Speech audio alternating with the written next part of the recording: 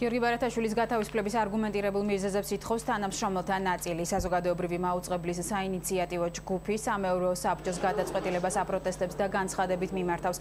ჯგუფის შემადგენლობაში მაუწყებლის თანამშრომელთა ნაწილი შედის. ცოტა ხნის წინ ცნობილი გახდა, რომ საზოგადოებრივი მაუწყებლის ყოფილი გენერალური დირექტორი გიორგი ბარათაშვილი სავარაუდოდ 2 საათში ბრიფინგს გამართავს. გითხოვთ აუცილებლად, რომ უფრო ვრცელი განმარტება მოგვცეს საზოგადოებრივი მაუწყებლის სამეურვეო საბჭომ და დაადასტუროს ის ვფიქრობ ნაჩქარევად მიღებული გადაწყვეტილება, რომელიც დღეს მან მიიღო თავის სხდომაზე და აგვიხსნას ჩვენს და საზოგადოებასაც თუ რამდენად არგუმენტირებული და რამდენად დეტალურად შესწავლილი აქვს ის პრობლემები, რომლის გამოც ესეთი ძალიან სერიოზული გადაწყვეტილება მიიღეს.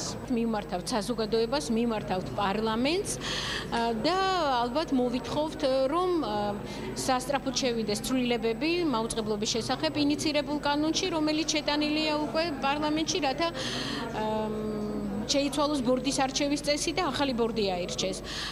გარდა ამისა, ჩვენ ვიტოვებთ იმის იმედს, რომ ბორდი შეცვლის თავის გადაწყვეტილებას გიორგი ბარათაშვილთან დაკავშირებით, რადგანაც მიგვაჩნია, რომ აბსოლუტურად გაუმართლებელი იყო გიორგი ბარათაშვილის გადაყენება დღეს ბორდის მიერ.